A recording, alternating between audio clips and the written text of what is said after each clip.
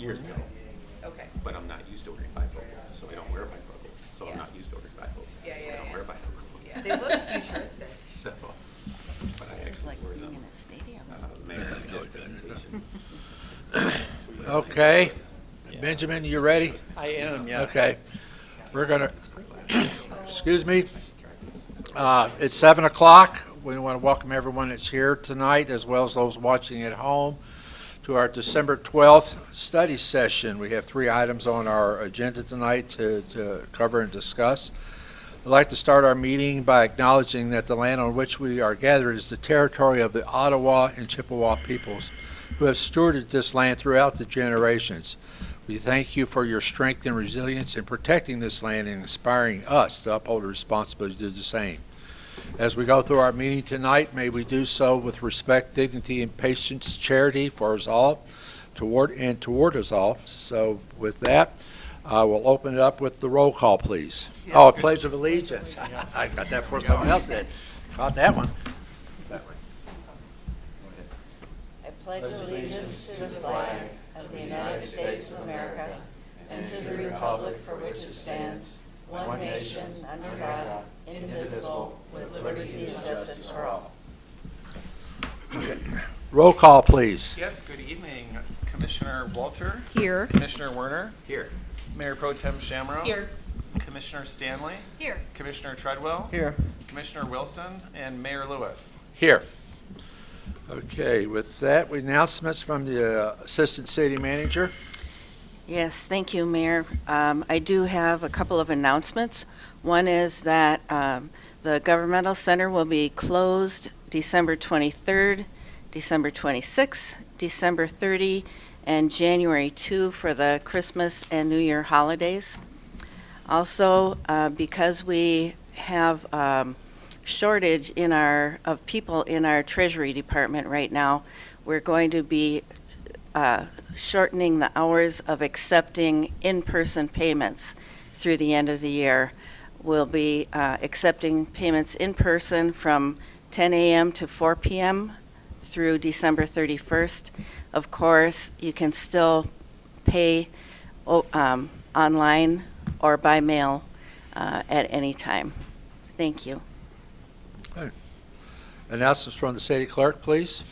Yes, I have some meetings to announce for this week, the week of December 12th. The Traverse City Light and Power Board will meet. That'll be on Tuesday, December 13th at 5:15 p.m.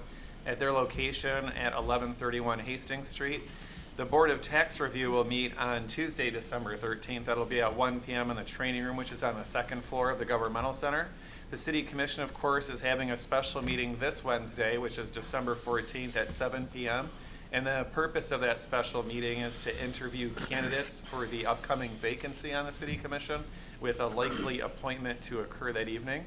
The DDA board will meet this Friday, December 16th at 8:30 a.m. in the training room. And then we have different boards and committees that we're seeking volunteers for. Those include the Local Officers Compensation Commission, the Downtown Development Authority, and the Brown Bridge Advisory Committee. Anyone interested in those opportunities can contact the city clerk's office to discuss them. And then some community updates. We just want to remind folks that as the weather begins to shift, that residents and business owners are responsible to please keep their sidewalks clear of snow and ice for the safety and accessibility of all. Also, the city is hiring for a number of full-time, part-time, and seasonal positions, and those can be viewed at traversitymi.gov/jobs. And then a reminder that the city issues a weekly e-newsletter called the Bay Brief, and that covers the latest scoop on all sorts of things related to the city. And you can subscribe by going to traversitymi.gov or contacting the city clerk's office. And finally, I just want to remind everyone sitting up here to please speak directly into the microphones. And also, there aren't speakers in this room, so while these microphones handily carry your voice to those who are watching, try to project your voice for those that are here in the room. And that's all that I've got. Thank you. All right, thank you. Okay, as mentioned earlier, we have 3 topics for discussion. We'll get into the first one.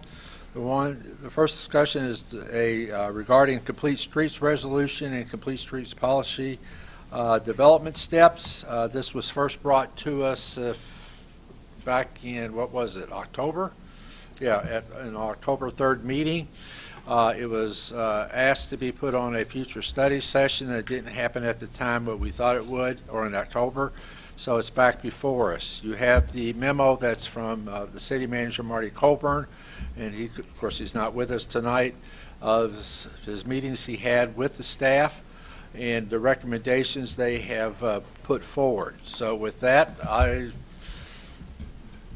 don't know which way we want to head with this. So I'll just, it's here, and sorry we don't have the city manager here to go through his complete explanation. So, but bottom line is that he's got an alternative resolution for us to consider. And with the idea to finish with, second of all, to complete the mobility action plan, which then through that plan there will be completing a streets policy or a complete street plan, whatever it's going to be called. So with that, that is the game plan. We do have that process in action at this moment, hopefully to have back to us sometime in probably late spring, to be realistic. Is that a fair enough assumption from our two representatives on there? The mobility action plan? Late spring? Hopefully. Okay, thank you. All right, take it from there. Mr. Warner, I know this started with your request back in October. Yeah, and I don't have a lot to say this evening. But I have requested that Complete Streets be on the agenda for next Monday already, with possible action, because I'm coming at this in a different direction than our city manager. And what was forwarded to you earlier today, you may have not had a chance to look at it yet, but it was really just to point out that this is not a new topic. It's not like, oh, Commissioner Werner just decided he's got this interest in Complete Streets and he's trying to force it down our throats. The efforts have been going on for about a decade, and a significant high point, I would call it, was that active transportation plan that was put together in collaboration between the Planning Commission, the City Commission, and staff. And I've referenced this in previous public meetings to this body, that it got put on a shelf and it died. So just to share what that draft was. And that at the time, that was the follow-up email that I was pointing out to the city manager, Mr. Colburn, encouraging him to try to move that forward with his staff. And that did not happen. And that was back 2016, 2017, and that was about a plan that was drafted in 2012, 2013. So again, it's not a new thing. When I brought it forward several weeks ago, or maybe it was October 3rd, and the city manager didn't have a recollection of it, so I, under a separate email, sent him a copy soon after that meeting. And I genuinely think he didn't recall, because I don't think this is very important to him. I'm not going to attack him at tonight's meeting. He's not here to defend himself. But that's all the more reason to me to bring this forward and to push on it, because it's not been a high priority for him, and it's not a priority, and that's fine. But if it's a priority of this city commission, as I hope it is, it's worthy of moving forward. I'm happy to answer any questions. So which Any specific resolution are you referring to, the resolution that's been brought to us through staff to adopt, to reassure everyone that it is important? Sorry, the resolution that Mr. Colburn has in front of us here? Correct. Yeah, it's just a rewriting of what we have from 2011. It's no stronger, it's no better. But with the idea that by the time this mobility study gets done, we should have a good stepping stone that we could do. I know you shake your head, you don't agree. Well, I'm already shaking my head because Yes. I've had to submit by this past Friday at 5 p.m. for this coming Monday's meeting, and my cover memo in there, I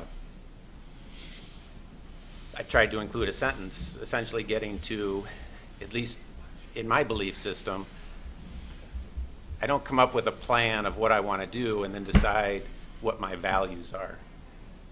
I have my values, and then I act on those values with a plan, and that's what I think the City Commission should be doing here. So I don't believe it's a proper approach to come up with a plan through this streets plan and then decide what our values are based on what the plan is. So that this resolution and the policy in support of it is to state what our values are. And then we can come up with a plan. And that was discussed at this most recent active transportation meeting that is cited in here. But everybody there attends in good faith, but it's not a functional group. And I won't get into that tonight, but most of who is there works for the city, so they're in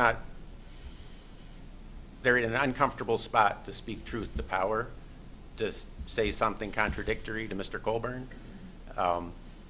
And many of the entities that are there represented, it's not in their best interest to speak truth to power either. And so it's a very more than subdued, self-censored, I would call it, meeting. But even with that said, it was still touched on this idea of values before a plan. Yes, ma'am. So I have a question, I guess, just at the basics of, you know, I didn't get a chance to look at my email, so I was just quickly trying to go through what got sent to us today. So I apologize if there's way more nuance in there that I'm not catching right now.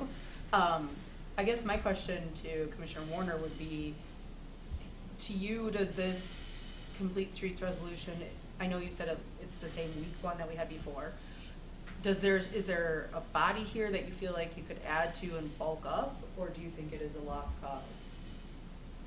In your No, I perspective, genuinely not don't. everybody's. I don't believe that our city manager truly understands Complete Streets. So whatever document that's coming through him is a lost cause, yes. But- To answer your question, it's a lost cause. Okay, so based on what's here. Because Complete Streets should be very simple and straightforward. It's all streets for all users. And anything above that is bulking it up. So taking something that, in my opinion, is flawed and trying to add to it to make it palatable is not going to work. Yeah, Well- just starting there, I thought I'd ask that to kick it off, so. thank But you. the final resolution of this is that's before us, that's come from staff, says that the policy that considers all legal users across the transportation network as a routine part of infrastructure planning and implementation. So it says all users. It doesn't say Right, but just there's one. so many qualifiers. I mean, I'm not going to get into wordsmithing tonight. I'll share that before next Monday's meeting possibly. But so many qualifiers in the existing one from 2011 as well as this draft that it just waters it down. And that's what we've been living with since 2011 is a watered down version that is essentially, you know, when we feel like it. On the 2011 one, I won't say that you are correct on that one. I'm just saying that after it was completed, there was no more follow-up to it. Well, the follow-up to the 2011 one is what I was talking about, the 2012, 2013 Well, active transportation effort between Planning Commission, City Commission, and staff. Well, all I can say is that was then.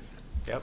I just know that today we're working under a different system. I'm hoping that, well, no, there will be follow-up, whatever comes out of this. There has to be, or else why are we even doing it? Why are we even paying consultants? I If share there's that no follow-up. question. Huh? I share that question. Oh, I Why agree are we with you. paying consultants? Okay. That's why I like to believe that, and you and I have had a conversation with the lead, and they know what our concerns are.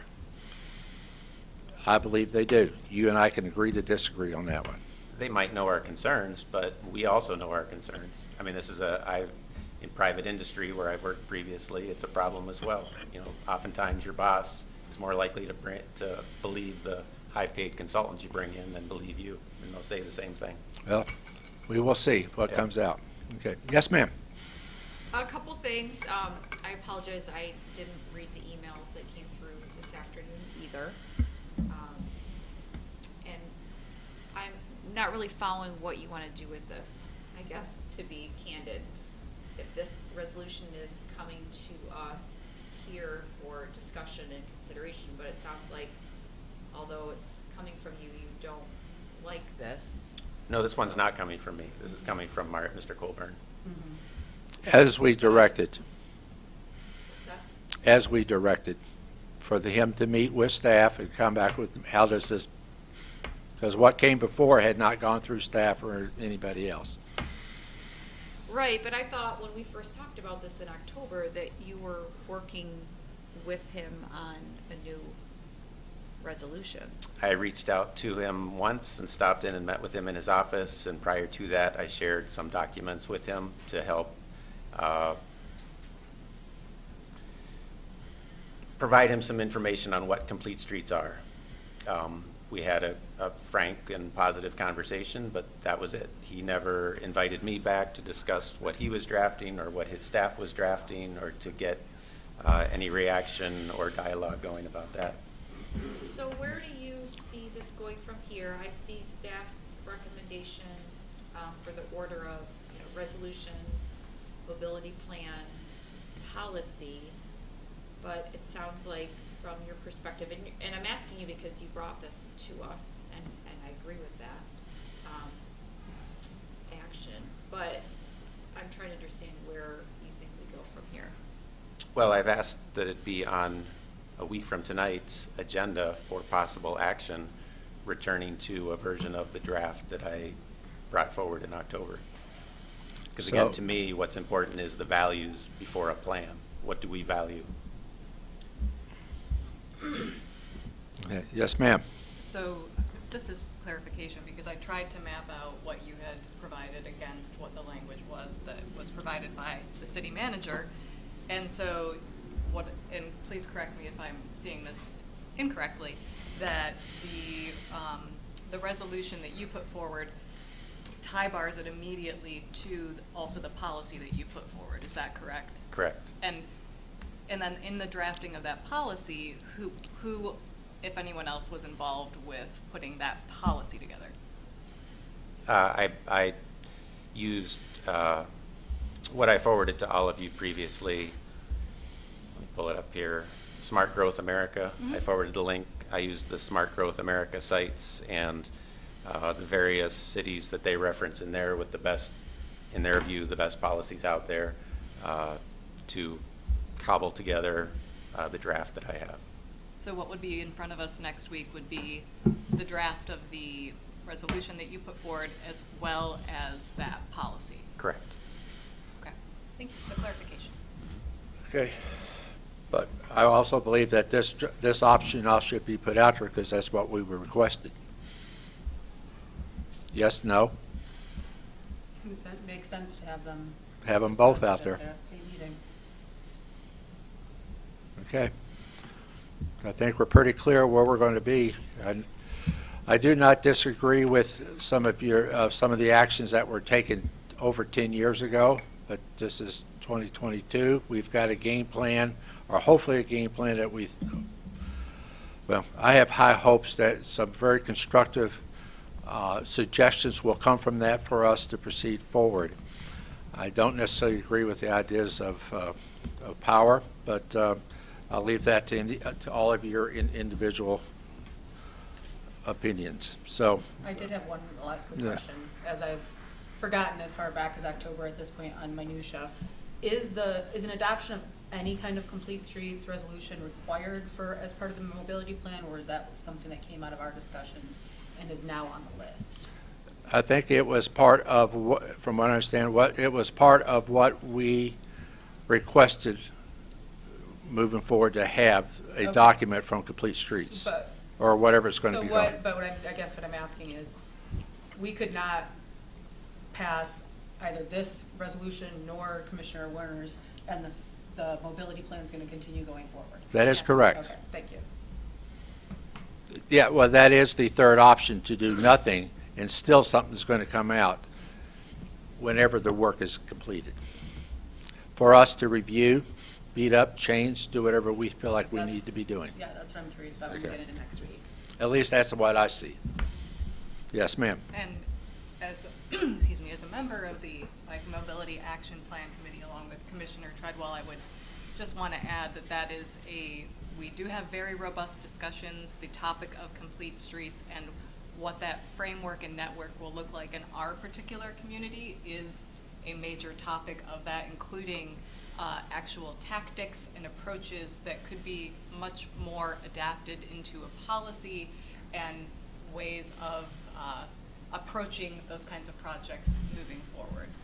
And also following up on that, rather than just having a framework of what complete streets are and what a policy is that we want citywide, it's also highlighting those specific locations that might not have come up because they might meet XYZ criteria of a complete streets, but for other design factors still need additional enhancements based on how people actually use the environment that we have built, or ways in which people could better use the environment that we have built.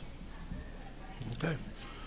Okay. Okay, Yes. just a closing comment to respond to that, because it falls into the false narrative that complete streets identify specific streets in a network, which by definition is a subset of all the streets, and that's not the case. Complete streets means all the streets.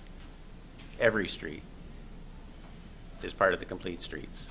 And so it's not, oh, there's a network, and so pedestrians need to be there, or somebody in their wheelchair shouldn't have been on that street, because it's not part of our complete streets. Every street, when you adopt a complete street policy and resolution, every street is a complete street. Okay. Thank you. All right. We will I sit. just have a follow-up question. Somebody asked me today related to this, and I didn't have a good answer, but maybe people who were around at that time might. Where did the Green Streets Yeah. policy die, and how Yeah. might that intersect? I know that's opening a can of worms, but I'm just wondering where that. Sorry, do you mean the Green Streets effort like 6, 7 years ago, or more recently, like in the past year? No. Back in 2017, 2018, which I was kind of saying, Russ, when are we going to finish this? We had a whole booklet, Yeah. but and I think it's something else that ended up on the shelf. On Green Streets? Yeah. Yeah, I can't address that. I mean, I remember conversations, but Yep. not a serious effort that was like a final document. Yep. I have no idea what happened to it My after hope was. after that we I get- left. So. Yeah, my hope was we get a complete streets resolution and policy, and then build on that with a Green Streets. Okay. Yeah. Well, that makes sense. It's just, it came up somewhat recently related to the effort on Jefferson Madison, and I just wondered how that might fit into it, but that makes sense. to Because layer it on top. Because I know we were wanting to know what that policy was going to be, or whatever was going to come out of that dealt with stormwater. Right. Because we were trying to push all that together to say, okay, what comes out of here so we can move over here. I left at the end of my term, that one term, and I don't know if anything ever came any more further of it. I have no idea. And that's my clarification question. Did it get shelved or did it never get completed?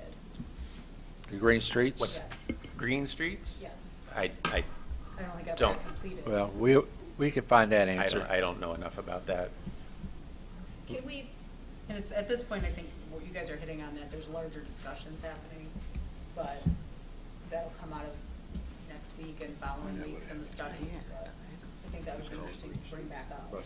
it might be nice just to bring back the work that was done on that, to follow up, Well- to kind of tee up for after this. Well, if nothing else, to make sure that the team that's working now has that information, because we'll try to, I know that the conversation, and Tim, I thank you for supplying that information that was asked for to the consultant. So we want to make sure they have all the information, because that's what they want in order to come back with a full plan or full recommendations. Whatever they come back with is what we have what we will have to implement. It's whether we like it or don't like it, we can make changes. It's up to us. So at the end, so okay, much like a master plan when it gets back in our hands. Okay, all right. Anything else on this topic? All right, we'll move on to our next topic. And the main reason it was on here that we kind of made that magical date of today. So they are saying that if you state it and it's been stated in the public, they're going to make sure, staff is going to make sure it gets back on that appropriate agenda. So next time I won't make any more suggested dates. So there we go. No, that won't happen. Okay, anyway. Well, we can call you on that. Yeah, that won't happen. I'm date driven, so these things get done. All right, next item was have a presentation from the Michigan Department of Transportation regarding updates to the projects that are going to take place over the next 5 years? 5 years, yes. 5 years, or hopefully with 5 years or a little bit more, surrounding and the city as well as within the city. A couple of them we already know about, so. Yeah, yep. Yeah, and in your package. And would you should- mind just introducing Oh, I'm yourself? sorry, excuse me, yes, yeah. Lucas Porath with the Department of Transportation. I'm a cost and scheduling engineer at the Traverse City TSC office. And so this is an annual update to the City Commission. Normally our TSC manager would provide this, but he's not available due to medical emergency. So I'm filling in here. In your packets, he did write a pretty detailed letter though about projects in this area that are in our upcoming 5-year plan, just 2023 through 2027. So I thought I'd just hit on them briefly and then be available for any questions that you may have. So the first one is US 31 from South Airport to Grandview Parkway, excluding 14th to 10th, which we recently completed. So this project, it's a call it CPM project. It's a maintenance project. So it's in this case, it's a 2-inch mill and overlay. Includes some ADA ramp upgrades, drain and structure repairs. It's about a $2.2 million project, and it's going to start May 23, be done in June, so it'll be a pretty quick project. Do you want us to jump in on each project to Sure. ask questions? Yep, that'd or be great. after? That's a good idea. Yep, each one. This project includes night work for the majority of not for the drain and structure repairs, but for the paving operations will be done at night to minimize impact to the traffic. Go ahead. Is now a good time? Now's a great time. Go ahead. Okay. I receive a lot of feedback on folks who live across division in the Slabtown neighborhoods, the west side of downtown. Yep. Feeling very cut off from the rest of downtown and having a very hard time crossing at those intersections. Yeah. From the neighborhoods across division Yeah. over to the other neighborhoods, and then to access downtown. And in this just short description of what's happening, doesn't seem like some of those pedestrian improvements are there, or any of the like traffic islands or some of the other Yeah. improvements. Yeah, Can you so speak those- to what that process will look like? Yeah, so with this being a CPM project, its focus is on just keeping the pavement, repairing the pavement itself. So we will plan future R&R projects through here where it would include more of that type of work. And so it'll be similar to like what we did from 14th to 10th, with the median islands and, widening and that type of thing, so. We were told that was gonna be happening in this time frame and not like a next project. We have another project that's on the list here from 10th to Front Street. Okay. That was planned to do a lot of that work. Okay, That I'll project wait is- for that. Okay. Okay. I just had a quick question though. One of the notes in here was the traffic signal sensor installations and I guess I'm just asking this to refresh my memory and to see what we might anticipate. Are those going to be, the signals just for the cars, or will those be automatic, like walk signs when it's appropriate, to the point of facilitating Yeah. getting around that intersection a little bit better? Yeah, so all that is, so we have sensors that are in the pavement. Right. That when we come through and mill the pavement up, will be impacted, so they're just replacing it. Just replacing those, okay. And is that how that light is, or that intersection is set up, or is that a push button crossing there? I don't remember what that is. Okay, I can definitely. I'll get push that. button, I'll push buttons. All push buttons, Yeah. okay. So as we talk about that in the future, thank you. Anything else on that? All right, the next project we've talked a lot about, so this is the Grandview Parkway project from the division to Garfield. So as you all know, it's a full reconstruction project, full pavement structure replacement, curb and gutter, storm sewer, sidewalk. Project also includes city water and sewer upgrades, stormwater treatment at Rose and Barlow, some repairs to Murchie Bridge. Some updates from that project from kind of the last time that we were here with it. We did secure design variances for the reduced lane widths that we had talked at length about, so those are finalized and approved. We were able to add sidewalk along east side of Garfield from Front to Anderson. And so that'll connect into other future city projects, I think, or some connectivity there. We talked a lot about hawk signals. So this project's going to include the poles, the mast arms, and then instead of the signals at this time, there'll be signs. Just, we wanted to put as much into this project as we could. We don't have approval or warrants yet to put the signals, but we wanted to get as far towards that as we could. And then those are mast arms, or the poles are taller than normal, and they're kind of set up to be able to accommodate the city lights. So we can kind of clean up those areas where the lights are crowding the sidewalks. They can be put into the median instead of on the edges. Anticipated timing with this, it's the same that we've talked about. It's kind of a preparatory work starting in the fall of '23, bulk of the work in 2024.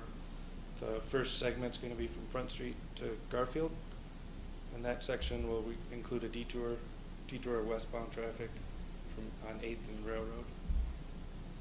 And then after the Cherry Festival, we'll complete the division to Front Street section. That section will be, traffic will be maintained with traffic shifts.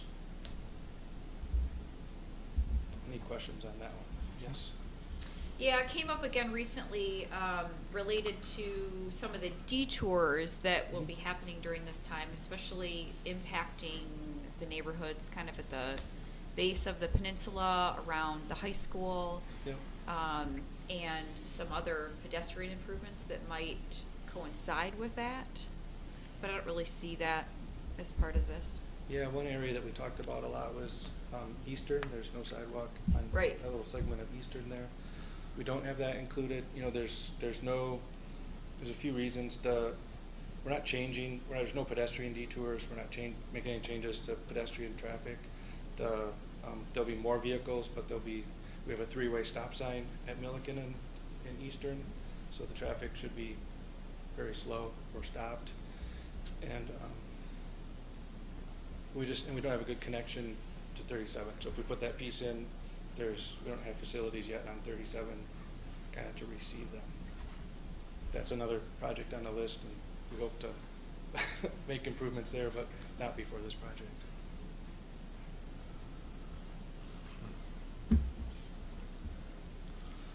Yep, and we can continue conversations with city staff on that. I know I've had conversations with Tim Lodge on that, and it's kind of I know the city's looking at making that connection too. So, but with our final plans, kind of with what we're planning to do in this project, that's not part of it. So you said there aren't any pedestrian detours planned? Not in this area. So we're not impacting the pedestrian traffic at all here. So the only things we're changing, we're making it a all-way stop at Eastern and Milliken, adding a temporary signal out at Milliken and Front. That has push button for crossing where it crosses now, just where it crosses Milliken. So when the road is closed, how will people easily cross without some kind of a pedestrian detour that's So clearly noted? The Front Street, and maybe a misunderstanding, but Front Street's not going to be constructed that far out. The detour is just for the work while we're at the Garfield, so for the work at the Garfield intersection. Right. I'm just saying, like, when people are trying to cross over during that time, what is that detour? Yeah. To cross over the highway, Yeah. what they do now, you go up to at the college and cross there to the Civic Center. All the crosswalks that are outside the limit center projects will be open, and then anywhere we are impacting pedestrian traffic, we are required to detour them. So if we're going to be blocking. Can you speak into the mic, because there's going to be people watching at home too that can't hear you? If we are going to impact any existing pedestrian crosswalk or sidewalk, we are required to detour that. It's just the area he's talking about, the detour around Milliken, is a vehicle-only detour. Right, but he said there weren't pedestrian detours scheduled, so. There But are, there are just other- not right there. Sorry, go ahead. In other parts of the project there are, so we impact pedestrians in other areas. Can I, on this topic? Yeah, go So, ahead. like, by way of example, plenty of kids walk to and from the high school, and essentially they're trying to get from the southwest corner of the Garfield Highway intersection to the northeast corner or back. So are the crosswalks of that intersection, even though the intersection is under construction, available to these pedestrians, or what is that detour? Do they have to go all the way to the college to cross? Right at that intersection.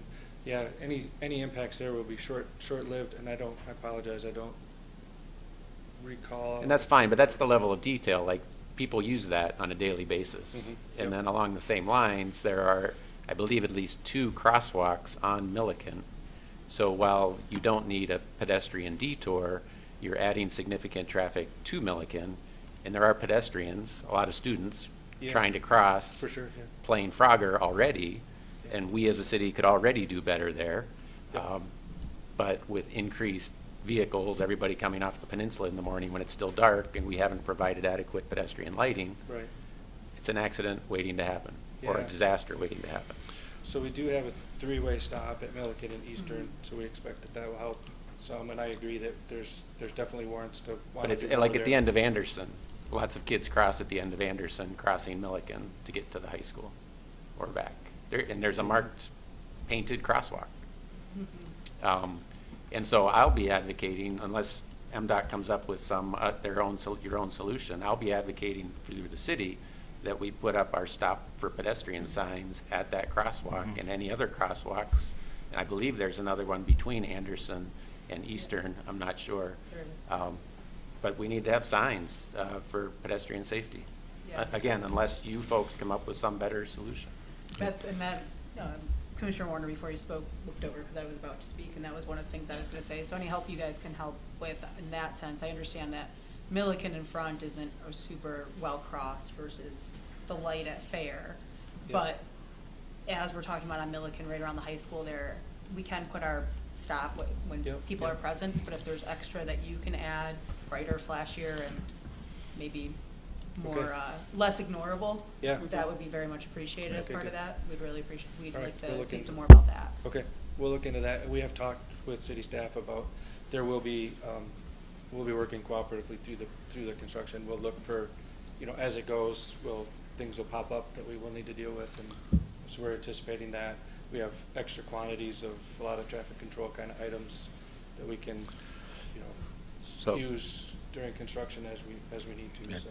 So going back to the original question, that when you're at front in Garfield and you're redoing that intersection, because you will be disrupting the pedestrian flow through there, you will find a way for them, you will have it marked where is the detour for those folks to use it at that point. Yeah, anywhere there's Okay. detour, absolutely. All right, so, Anything else on that one? That's a big Okay. one, of course. coming All up right. soon, so.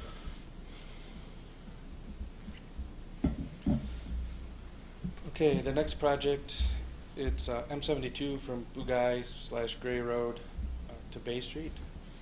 And so this is another, what we call CPM job, so it's a mill and overlay again. This project, we do have some guardrail upgrades, drainage improvements, shoulder widening. It's a $1.5 million budget on that. And this is planned to be constructed in 2024. And this is out in kind of our next Parkway segment, and so we're trying to get this done, a year ahead of that. I've got a question on that one. Okay, good.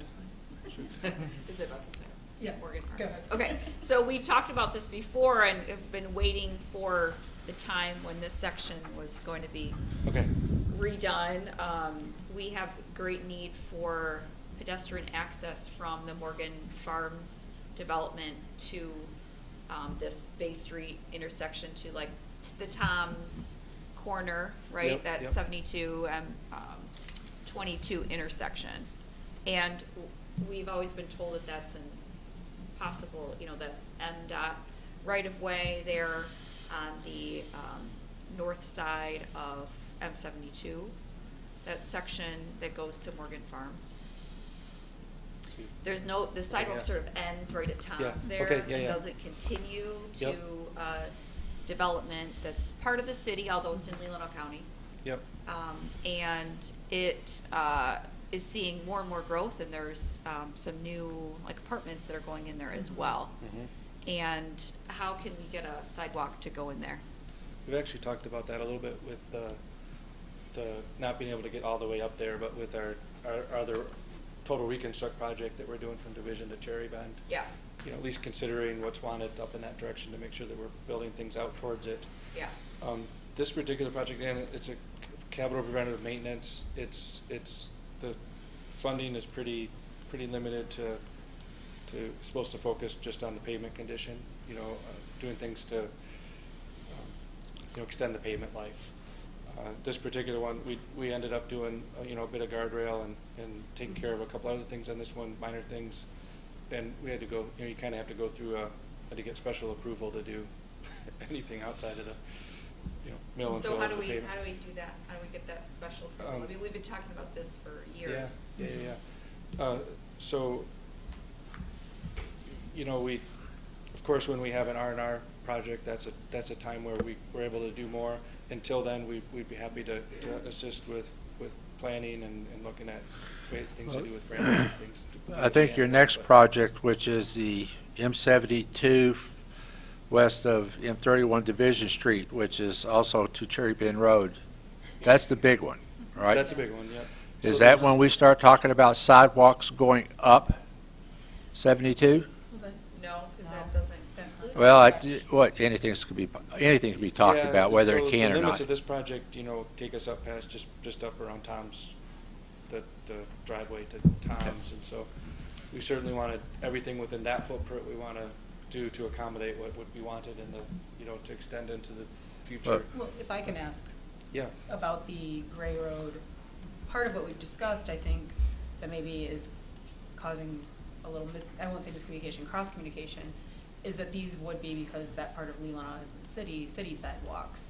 So I understand that that's the purview of this project for you at that point, but while you're in there and while you're torn up, I think what I'd like to hear is there a possibility that the city could go put sidewalks in while you're in there? And is that shoulder widening gonna remove that option? I guess that's where I'd like to hear some more information, not that MDOT has to put them in, but that MDOT would give us permission to put them in Yeah, while we're absolutely. there. We'd- Or we'd be or more tag than to happy- your contract to put them in. Yeah, exactly. So some kind of Right, cooperation, so not that s- MDOT has to know, master plan it and add that to your Yeah, we purview. can certainly talk about that. That'd be great. Yeah, we'd be supportive of any efforts, of course, for that. And, Well, but if with your efforts, there's always grants or whatever, but we can always have that conversation. And as you're doing that work, you're going to have contractors in there. Yeah. So I think that's what we're all getting to. How do we get a sidewalk to go up to Morgan Farms? Okay. And how do we do that? Work with us and how we're going to do that. You may not be able to do it, with your funding, but if we have an estimate, or we can go for grants, and you can tie it Right. into your bid specs, perhaps, maybe, who knows? Yep. Yeah, we're happy to look at those types of things, offer help with, identifying grant sources. Well, try to give If you would, please, that would be we'd be most appreciative, Very good. because most of the right-of-way is yours. Yeah. Yeah. Yep. In fact, all the right-of-way is yours. That's going back to my point is, we're willing to do it, we just need the permission. Yeah, so we would Yeah. like to have that serious discussion. And, it's not like you're going to do this next year, you're 2 years out, so. So Yeah. now's a good time to see if we can rodeo that in, so, Good. We'll follow up on that. That's, thank you. yep, for sure. All right. Yeah, the next one on my list is the M72 and M22 from Division to Cherry Bend. So this is a similar scope to, what we're doing with the Parkway job. So it's a full reconstruction, fully reconstructing the pavement structure, replacing all the curb and gutter, storm sewer. This project, we're able to add quite a bit of sidewalk and path. So we're planning to extend the wider path on the lakeside that kind of ends at Division all the way up to Cherry Bend. So we're planning to do 12 feet in that first section up to 72, and then 10 feet from there on. And then on the non-lake side, the existing TART trail will remain. We won't get into that. but then there's kind of a patchwork of sidewalk on 22 north of there, so we'll have complete sidewalk on the other side of the road for that. So you will fill in gaps where they're. Where it's going to be totally reconstructed. Okay. Where everything's coming out from like right away to right away line, and the plan is to have path on the lakeside, sidewalk on the other side. We're able to gain space in that section because right now we have just wide paved shoulders. Mhm. So we're going to eliminate that. We're going to do curb and gutter now, which kind of buys that space because the curb and gutter can go right along, right adjacent to the lanes. And so that'll allow us to do that. Do you know if along that stretch where there are planned bus stops, if that will be offset or?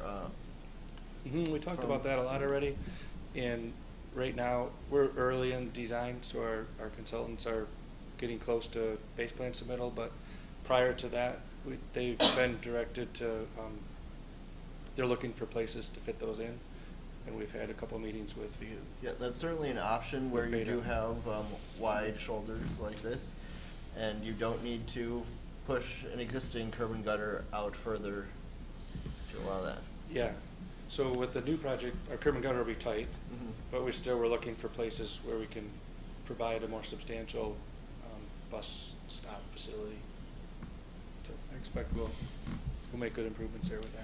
And then a question, and I guess this would, as we're the city commission, this would be the purview, or I would limit this, I guess, to the parts that fall within the city. Is there any, are you going to be looking at matching the lane widths, with what will be on the east side? So Are we gonna just were granted. pursue the narrower? Yes. narrower So widths? basically from maybe like the Tom's intersection there, going towards the east. We have a lot more space here, so we're not planning to do that with this section. Okay, I would think that would be. We're planning to shift everything away from the lake to give us more room to build path. And they're supposed to be 12 feet. They'll be 11 feet. So we'll have to get a design variance just to So do they are. that. Okay, that was the. Yeah, so they are, and they'll continue. We expect that they'll continue to be. Okay. We expect to get That was- approval for that. Yeah, that was what I was asking, thank you. Yeah, but yeah, not as extreme as Yeah. the east side. Oh, let's see what else on that one. Right now, we were looking at options at the M72-22 intersection, and we're moving forward with we're pursuing the roundabout option there. So we'll see how that goes. It requires easements and other approvals that we still got a ways to go to get everything approved there, but that is, so far, That'd be seems to be the interesting. desirable solution at that intersection. Any questions on that one? No question, but questions. just a comment so I am a Slabtown neighborhood resident. Yep. I'm on the northwest corner of Slabtown, so I traverse that Bay Street 2272 Mhm. interchange daily, multiple times a day, and have long thought that a roundabout was the most logical solution to having all of those access points there and preventing the very long vehicle backups that occur at rush hour with people trying to get onto 22 and into the city, and also coming down from west of town. So Yeah. I understand that roundabouts can be a very challenging discussion to have, Yeah. but especially watching people who are not local try to figure out how that intersection works, and especially the conflict with the advanced green onto the parkway from 72. I'm very heartened to see that is the option that's moving ahead, so Good, thank you for doing good. that. We've had great participation from your neighborhood, by the way. We've had a couple of public meetings, and they've been well attended by the neighborhood. Yes, sir? Go ahead. All right. Next project, Melissa, it's the US 31 from 10th to the front that we talked about earlier. Where our plan there is to do a similar section to what we did to 14th to 10th. Unfortunately, as this project is currently suspended, it's going to have to be done in more of an out year. It was planned for 2026. The project was intended to include operational changes from the 2016 Pell study, which is Planning Environmental Linkage Study, at 7th Street. And so, we're planning to make 7th Street two-way, allow northbound division left turns with a dedicated turn lane. In conversations with city staff, that appears to be undesirable at this time. So that was one issue. Another issue is our environmental staff, which became more and more concerned about potential impacts to historic property. And so, it's, as you know, it's super tight through there. And widening will be a challenge. We determined that environmental assessment would be required, which would essentially double the cost of, kind of what we had programmed or set aside for the project. And so we, before needing to twice as much money as we had set aside, we already are with the high prices and things that we've been already having issues. So it was, that was, like I said, suspended from the program for now. Our CPM project will go through this section, so the pavement will get upgraded through here. So it will at least be a new pavement and a smooth ride. And then we'll pursue that project again. In the future, we expect to pursue that from 10th Street all the way to the Parkway as one project. So we're doing that environmental study on be more kind of efficient overall to do that on a longer section. So as you've just said that they're going to redo this road still, but not this entire project, and it's suspended, not holding you to anything, not asking for exact dates, but does that mean suspended until blank? Or is that projects like this tend to get suspended and they can be anticipated to be pushed out, 2 to 3 years or 5 to 10 from that original 2026 projected? Because as Commissioner Walter just pointed out, some on division have already seen what's there. Are we gonna have to tell them that's gonna be like 10 years till they see it, or 5 to 10 years, or what kind of window might we potentially be looking at, knowing that it's also our responsibility to harp on our local state, or our elected state representatives and others? Yeah, so we plan 5 years out. And so right now, we're currently planning for 2028 projects. And so if it's something that gets planned into our normal program, we'll start considering it at this point for 29 and beyond. Of course, there's always potential for additional funding or special funding. The money that we had set aside for this project was congestion mitigation, so it's kind of we have different pots of money, so it kind of depends on, so we'll be actively searching for a way to fund this and to move forward with it. But chances are it'll be with our upcoming call for projects, which will be 29 or beyond. Thank you for that, so we can start planning how we need to target our But you're now, line, if you will, from here. Yeah. but you're planning on taking this instead of just doing from 10th to front. Your department is thinking of going from 10th all the way down to Grandview Right. Parkway. Complete that whole. Yes. the rest So it'd of be that a much segment. more expanded project with other things happening through that other section too, to create the islands and stuff that we'd like to see that you've Yeah. done already. Yep. We have a Okay. Kids Creek culvert there to deal with too. Oh, small detail. Yes, very important, so. We did just recently request funding to have a study done on that so that we know. Okay. Identify what exactly needs to be done there. Okay. So we can include that Thank you. in the future plans. In the meantime, it would be great to see some pedestrian crossing enhancements at like the Randolph intersection in particular. Mhm. Yeah. It's a horrible pedestrian intersection that sees a lot of pedestrian traffic from a lot of ages, and there's Yeah. a school right there as And well. ice cream. What's that? And ice cream. Well, that draw a lot of pedestrian activity. I see people, the Frogger reference is real, but there's a lot of running across that intersection to try to Good. escape the oncoming traffic, turning, from Grandview Parkway onto Division there, and people then speeding up after they're leaving the 7th Street or Front Street intersection. And even though a more major project looks like it's not happening anytime soon, that intersection is Yeah. major accidents waiting to happen to Yep. pedestrians, and I don't have the patience to wait for 10 more years for Right. something even light to happen to that intersection that's horrible and disconnects the neighborhoods. Okay, good. Yeah, I've talked to other people with the same concern from the neighborhood. most recently with our public meetings with the other Parkway project. This is outside the limits of that. So that's something that we'll bring back to our TSC, and there's something like that could be standalone at some point if it's Yeah, that would be a kind of very warranted. high Yeah. priority standalone project. Yeah, anecdotally, that's why I brought up the ice cream, because I've watched people picking up ice cream in the summer, watched people come much closer and feel like it's an inevitability, once to the point of even watching a child start crying because they thought somebody was gonna get hit by a car. Mhm. So that's just a really uncomfortable intersection, I think, for both drivers and any driver that's aware and pedestrians, so we Yeah. hope to see something in the meantime. Okay, good. All right, the last one on our list is, we have a future infrastructure investment and Axe Jobs, IIJA project. So this is just some recent money came from the, kind of latest transportation bill. And so we have a project, M37, from 31 to the city limit, there, north of the city limit. So includes, both Peninsula Drive intersections and Eastern.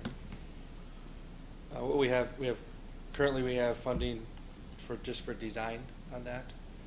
And so we're hoping, we get through design to be able to establish figure out exactly what we want to do there, so we can establish a budget and request construction funding. So we recently completed a road safety audit on this section of road, and which is sort of a independent safety review of a road. It involves, we have a consultant and MDOT staff from outside of our area that do these, so we kind of get fresh eyes and fresh ideas on areas like this. So that was done just recently, and so we're just at the beginning stages. We haven't really started more than that. We have surveys going and that kind of thing. So that project will include intersection improvements at both Peninsula Drive intersections, at the south end and the north end, and then at Eastern. There'll be a focus, of course, on making more connections up to Eastern for all users. And I know that it overlaps with the effort by the city, so we'll work in close cooperation with you guys. I know we're sharing our survey for that and for Parkway to kind of help those efforts. So the road safety audit, is that what you called it? Yeah. Road safety audit, it was done recently. Is that with pedestrians in mind? Is that just drivers with the intersections? I mean, this is a fairly low pedestrian time of year relative to the, busy beach season at that intersection. So just Yeah. what is that, what's involved with that? Yeah, so it looks at all of that. It looks at all users and with a focus on safety. And I can't remember if it was done, It was done was it during school or before? We wanted to see school traffic. Well, Like April, you May, need is to what I'm s- hearing? Sorry, just repeating, so it's on the mic. So April, May-ish you did it? Okay. Okay. Yeah, and the people that do it, they come for a day into the night. They observe everything during the day and do separate observations at night. There's different issues come up at night, so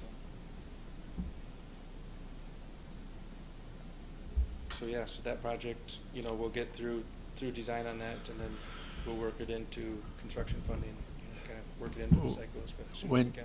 when you look at that, will you look at a project that was designed and proposed, I think, back in the mid-90s, that we went through there, and it was resurfaced, but there was also the possibility of putting a path on the south side?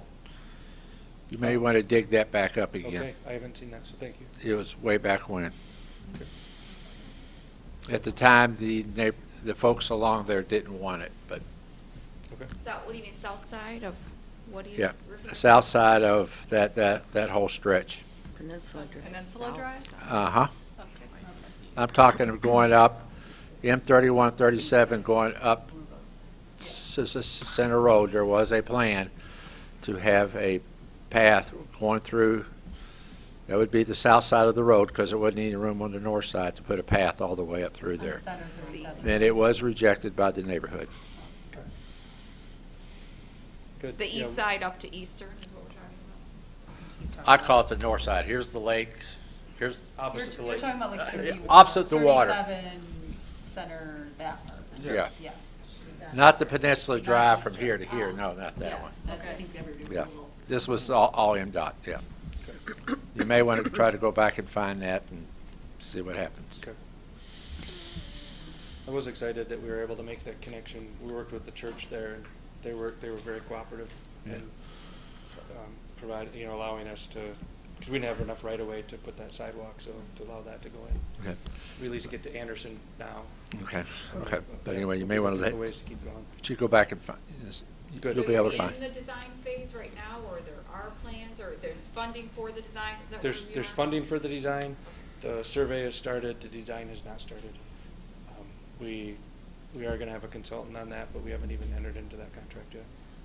And will part of that process be, like we've seen with these larger projects, reaching out to the public for things like this? Okay. Yes. Thank you. Definitely. Yeah, Okay. and we recognize the importance of trying to get something to happen between Eastern and Peninsula and Mhm. Front and all that, so we'll be making efforts towards that. Great. No projected timeline yet on this? I know you're just in design phase, but. Yeah, we Any- don't have any, other than if it's same thing, if it works into our normal 5-year process, 5-year call project for R&R jobs, it would start to be considered in 2029, unless we have find another source of money to do something there. It could, there's a lot of things that it could be, it could be a combination of, a different program for us that focuses on the pavement, and, the city could maybe concurrently, pursue, like TAP money to do Mhm. motorized, or we'll look at all those kinds of things to see how we can work together to get that accomplished. Thanks, appreciate you Yeah. thinking Yeah, that fine. wider scale of our thoughts. Yeah. All right, So that's it. Any other questions? all right. Well, you have a map of a lot of other spots you're going to be working This is our on up in the 7-county area. So he just included that because it's just something that we work from. This is, this isn't necessarily set in stone. This plan fluctuates, and so I know Dan plans to come back annually to provide updates to it, but Okay. All right, thank you. you're welcome. All right, any other questions? Thank you for spending your. Is it possible for you to follow up and send us that audit that was done of that Absolutely, I'd love to, intersection? yeah.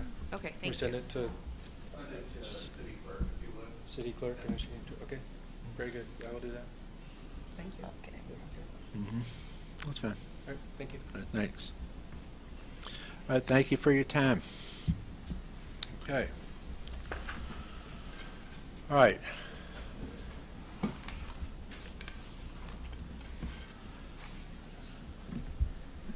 Okay, the next item is an update or a presentation from Jacobs. As you will recall that as part of our renewal with Jacobs, one of the items they were going to do was undertake a solar system study.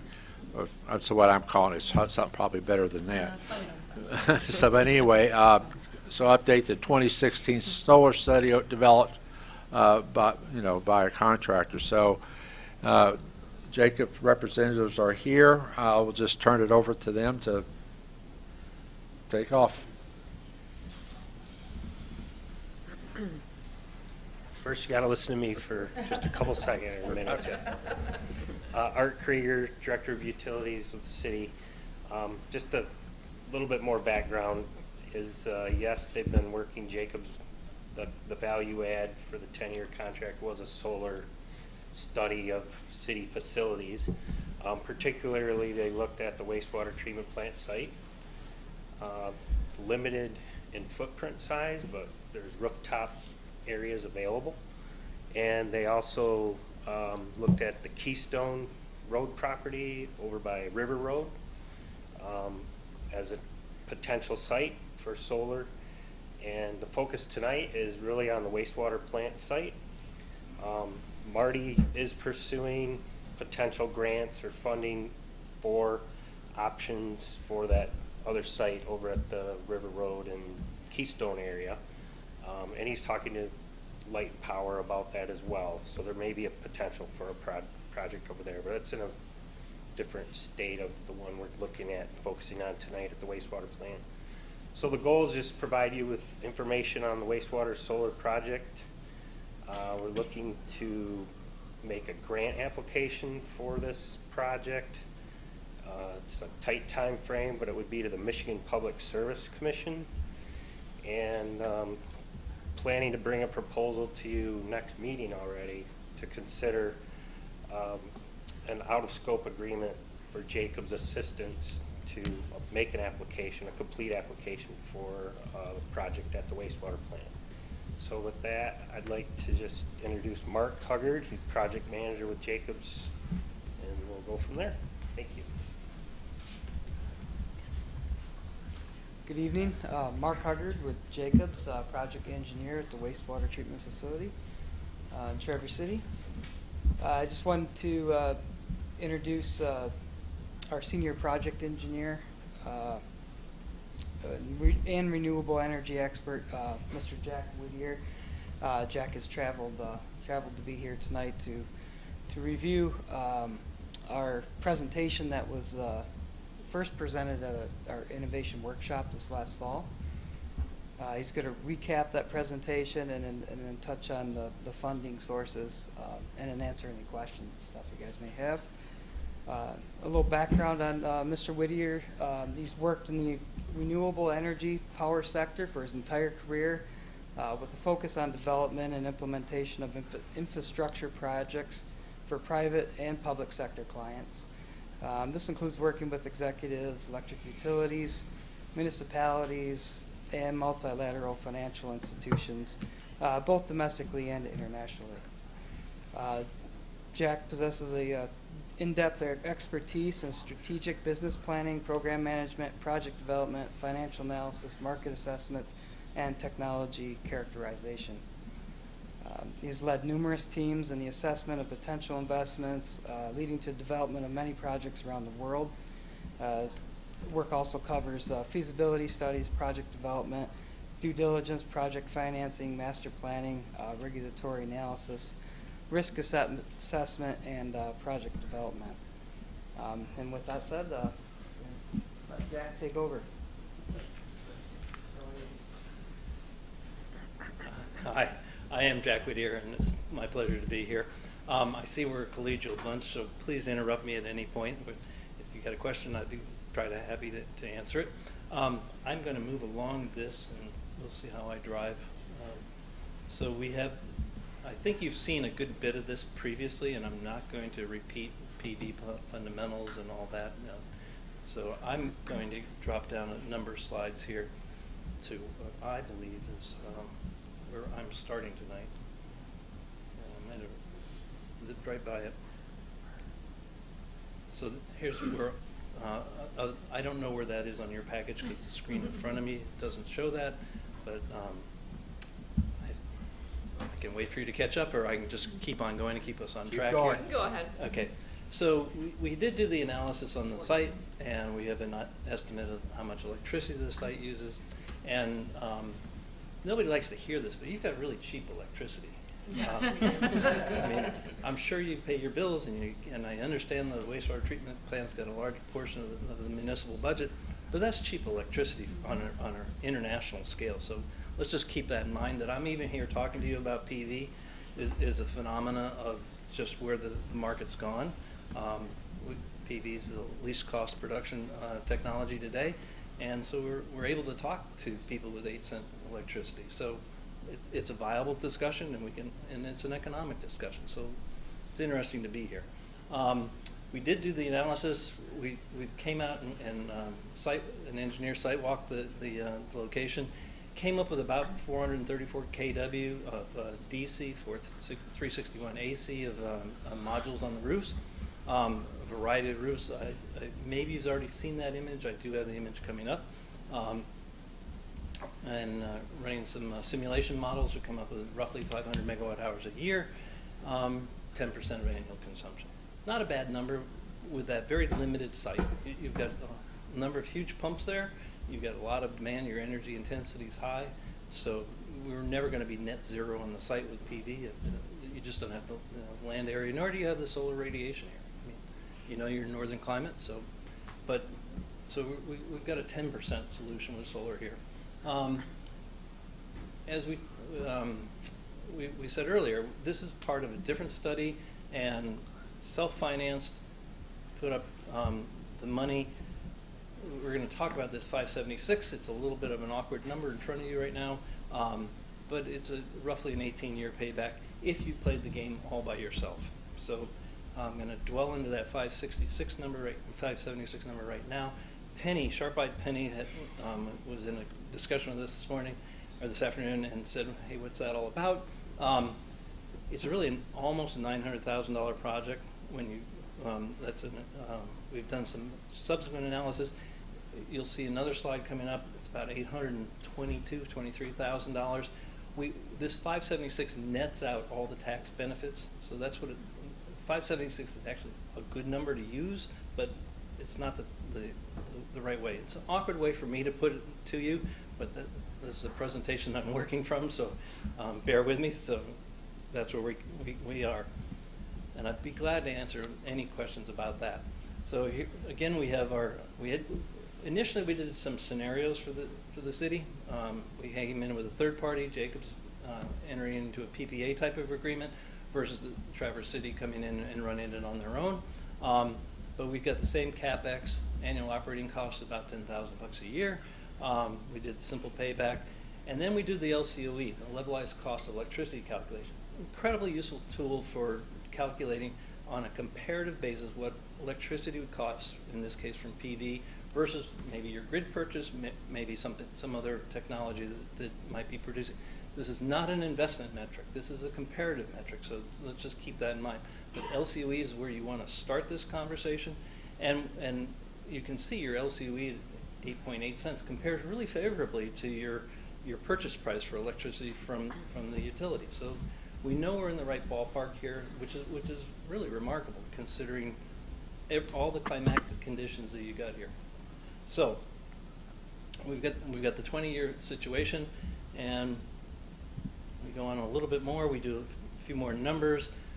Lifetime ROI and an IRR, it's a little low, but I don't know what your discount rate is, but it's probably pretty decent relative to your discount rate. And I'm not going to say too much more about that because I really want to get to something else. And we've got this one. I think I saw a head nod. I think you've seen this before, so I won't dwell on this. We've got that 434. We did look at other sites. And then we get into some detail. You can look at these details in this type of presentation. I don't typically dwell on these details, but we did do a proper build-up, bottom-up estimate of the capital costs.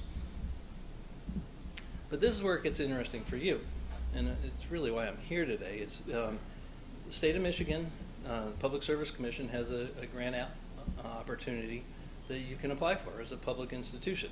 It's got $50 million in the pot.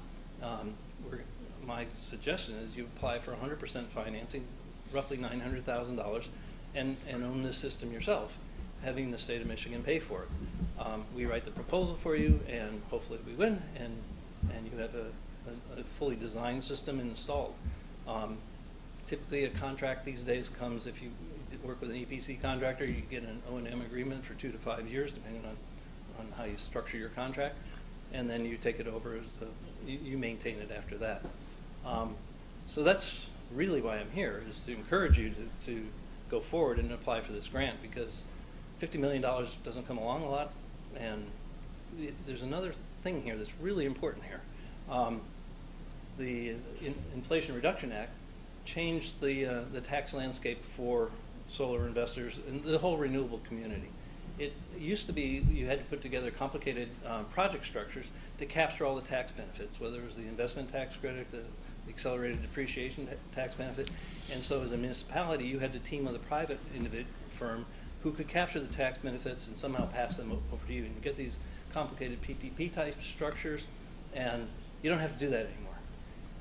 Inflation Reduction Act provides the same amount of money, a 30% payment to the municipalities as opposed to a tax credit. So it's really a huge game changer for every public institution in the United States. So it's huge. I mean, it's 30%. It's a big number. And you get that as a payment, not as a credit against some future tax. You get it as a payment. So between the direct payment, the loan application, or the grant application, I think it looks like a pretty good deal.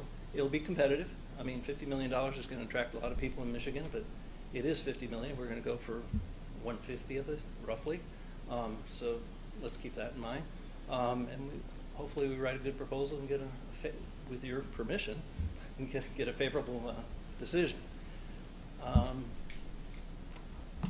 not sure I have anything else to say other than I'd be happy to answer any questions for you. The analysis says that we can only expect that 10%.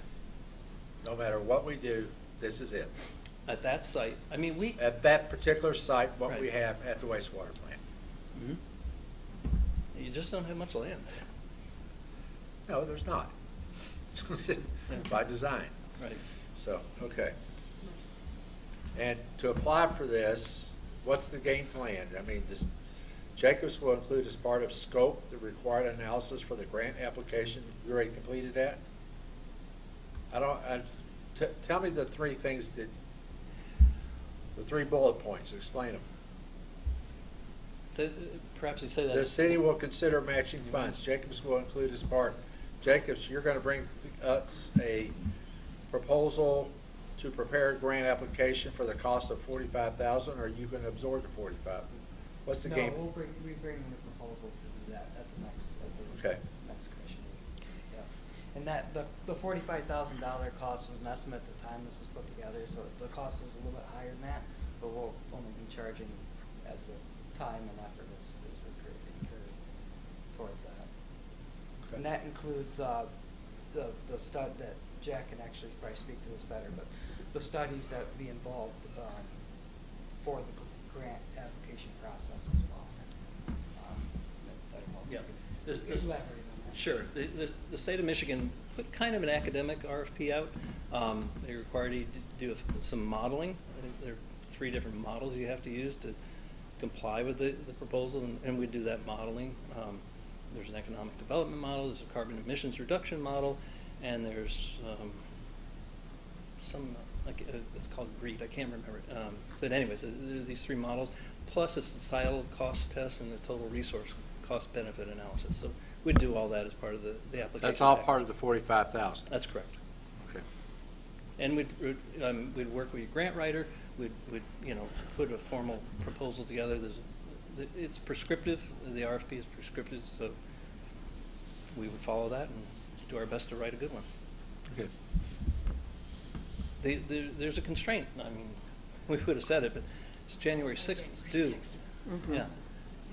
And that, we can, in our heads, convince ourselves we can get that done, but we know there are holidays, there's PTO, and then there's getting signatures and approvals from folks such as yourselves. So we're we're very cognizant that January 6th is coming very quickly.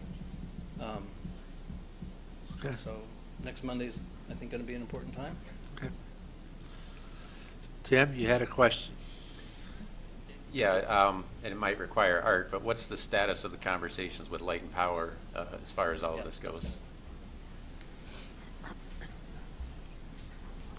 I think preliminary at this point. There's been one discussion I'm aware of with Brandy and talking about it in general, so I don't think we've gotten very far down that road, but we're intending to go further.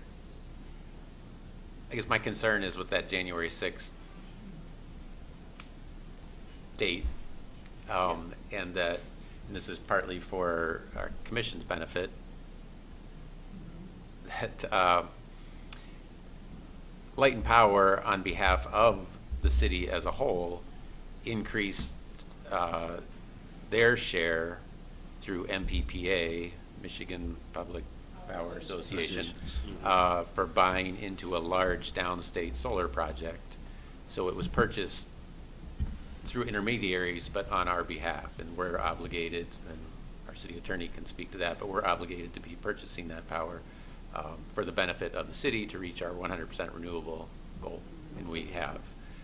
So I'm just wondering the impact of, and now we're going to produce energy, which is great, but just the complexity of that and how Light & Power sees that. We have, so are we essentially having more power in our name than we're using?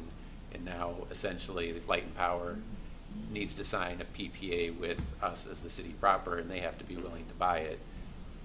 Yeah. Excess. Correct. I think for this project, the discussion was about that net metering option, and we breezed right through those slides, but they're in your Yeah, I saw packet. that, yeah. So, you know, we have to get Light & Power on board to allow that or approve it so that we get our credit as a city if we're producing this power at the wastewater plant. That is about as far as it's gone on this project. I think the other vacant land one down by Keystone, that's where Marty's been talking to Light & Power as well, of maybe partnering with them on it in a different fashion, but I don't know what that is yet. Okay. So hopefully I Was explained your, this a little bit. yeah, a little bit. Was your conversation with Brandy Ekren, did you come away with a positive sense from that conversation? I wasn't involved with it. Oh, okay. I was just made aware of it, that Marty had. Okay, secondhand, positive? I don't even Okay. recall. I'm That's fine sorry, then. what the content, other than, I'm sorry, I recall the content was about this type of net metering, but I don't Okay. remember what. And again, like, Positive or for the negative. benefit of the rest of the folks up here, part of why I'm questioning this, I'm supportive and very interested, but I also wear a Light & Power hat. And Light & Power, it might be in Light & Power's interest for various functional reasons, financial reasons, to pursue a similarly sized project that Light & Power has control over rather than the city has control over. Okay. And it doesn't mean that Light & Power is pursuing that, but just that's a consideration, like, yeah, this looks really good in isolation, but maybe there's some alternative out there. And so just to be aware of that. I'm not saying that's good, bad, or ugly. I see what you're just to be saying. aware. It's a good idea, but whether we pursue it or we have Light & Power pursue it. Right, and I believe this gets to our city attorney, I believe Light & Power will have to say yes. Like, we can be all in on this, like, this is the best thing ever. If Light & Powers go, well, maybe, let's think about it and get back to you in a few months. Yeah. And then the deadline is gone, Yeah. then it's done. Well, Can we bring that information from Light & Power by next Monday? we better know that by next Monday night. Go ahead. I can tell you that the grant period for this particular grant begins July 3rd, 2023. So even though the proposals are due January 6th, it will be a while before anything actually happens on it. I understand that, but if they're not willing to even have the discussion or talk with us or whatever, and we've put out $45,000 Oh, and have yes. everyone crank something out and get it in there by January 6th, and all of a sudden we get down here till July, and all of a sudden, no, we're not interested in participating, or we don't have the capacity, or whatever the case may be, and Okay. this is not talking negative about Light Power, because I think they'll work with us any way they can. That's not the issue. But if it's not there, if that partnership isn't there with us, then we're going to have a little bit of a struggle that we have spent $45,000, and these guys have put out everything they can to make it happen for nothing. And I don't like to, so somewhere or another we need to get Brandy in here and say, are you willing to work with us on this or not? Well, I think Bottom though, line. I feel like it's being painted that if Light Power said no to us right now, then. No, they're not saying no either. Hold on, that'd be some kind of reflection on this project. What Tim raised is the obligations Light Power already has. Yeah. And what this would add to the load, so I just want to make sure that's clear in this conversation. yes. That has to do with purchase power agreements and the obligations of Light Power versus what the city could be potentially producing. So I'm all in favor of having this conversation next week, and $45,000 at the end of the day. If there's still some questions, we've spent more on that on studies that haven't gone anywhere, and I think this would be worth Yeah. pursuing likely. But I would join the chorus Yeah. here and say I'd appreciate some Yeah. answers, or even have Brandy available next week. Right. If That'd be that's- If there's a little bit of a time crunch. Yeah.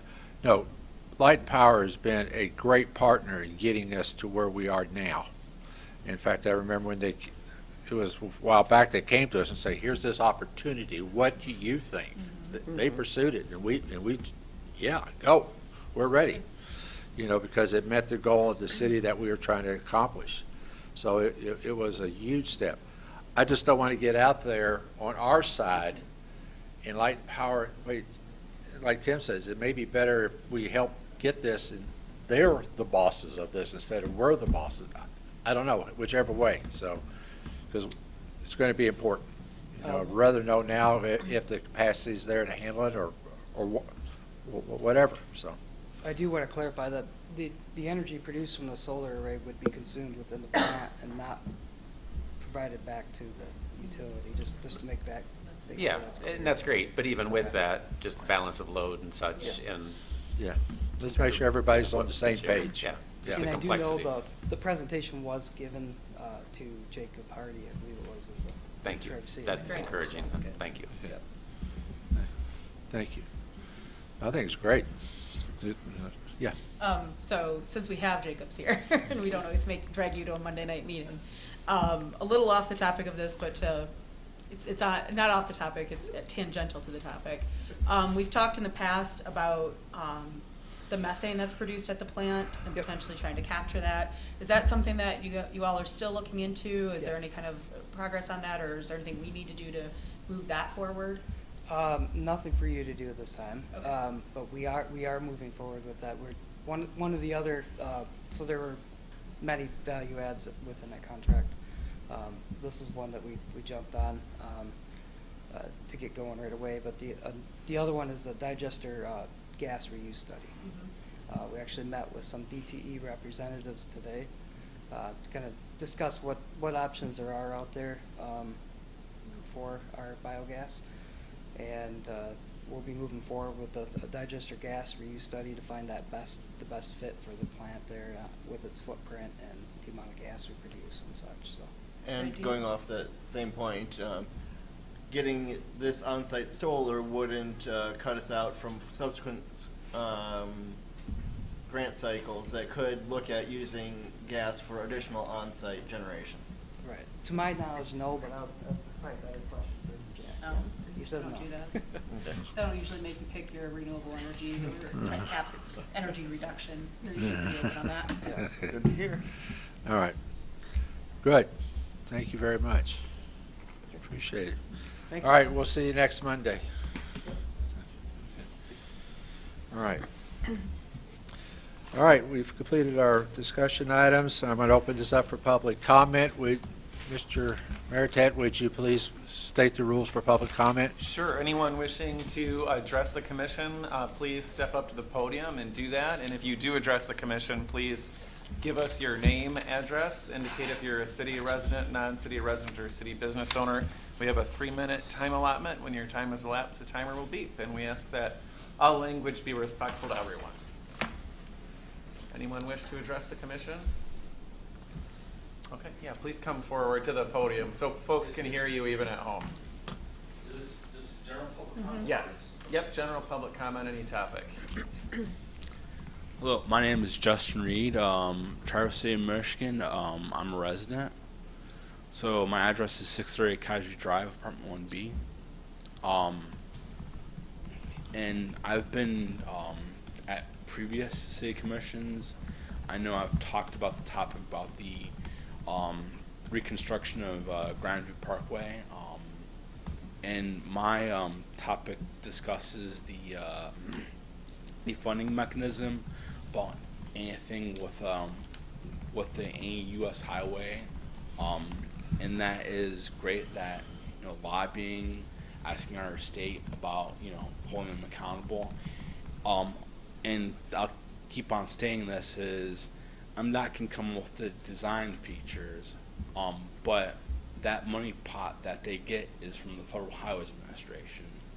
And since that is 90% of the funding for it, you can talk to the state legislation, but it comes down to the U.S. Congress. Lobbying with the U.S. Congress is probably the step to take. Like I said, any sort of funding for any of the US 31 comes from the Federal Highways Administration and the U.S. Congress.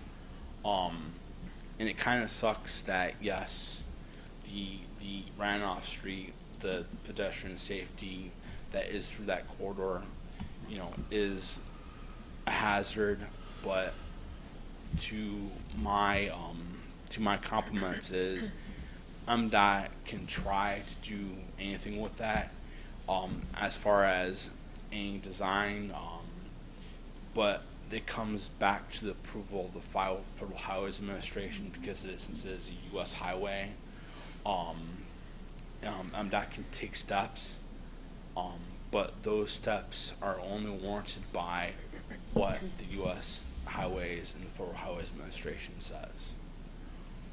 Because if the state cannot provide funding for it, that funding has to come back through the Federal Highways Administration.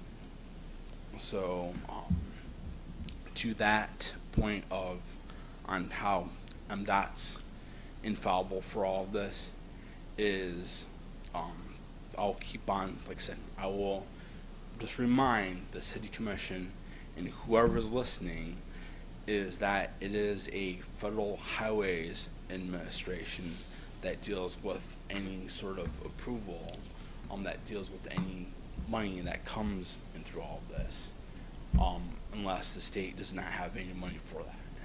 Thank you. Does anybody else like to address public comment? See none? Do y'all have anything y'all would like to add for tonight? Yes, sir. Yeah, this past Friday evening, the mayor and I had the opportunity to present a special mayoral tribute to Judy Harrison from Swing Shift and the Stars. May or may not be familiar with it. Friday was their very last performance ever after a 15-year run.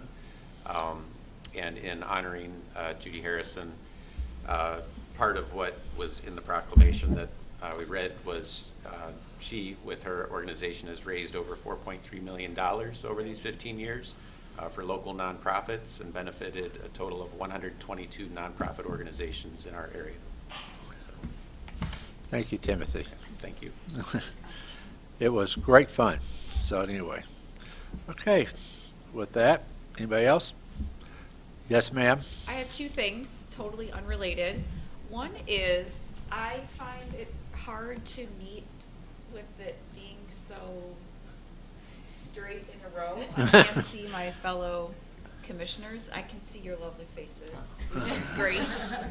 And I can see your all's faces real well. Thank you. If there's any way to arrange it differently at an angle, that would just be helpful for discussion, because it's hard, like I just can't see anybody up and down here, and I want to have discussion with each other. And so if we can rearrange it a little bit, that would be great. Yeah. Well, A other unrelated comment is, I think we're all aware of the many pedestrian tragedies that have happened recently, and with the holidays and increased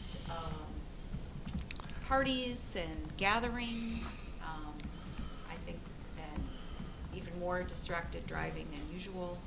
I know I'm extra aware of how I'm driving and being cognizant of drinking and driving, and just urge everyone to be extra aware of our fellow community members as we're gathering for the holidays. And I know that Ubers or Lyft or that kind of thing are hard to come by around here, so we need to lean a little bit more on each other to be extra cognizant to help each other get home safely. So just an added urge to everybody at home and to each other that we need to take extra care of each other. So thank you.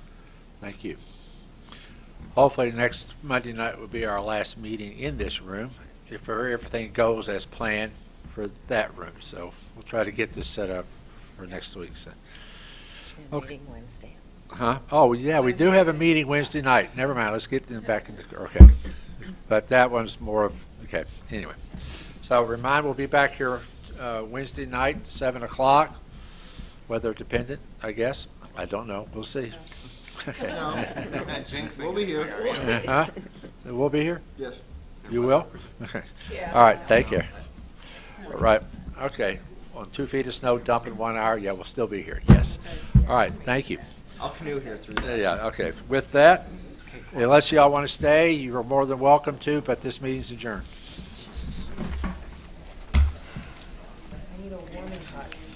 Okay. In this room? Oh, this is great. Oh, yeah, no.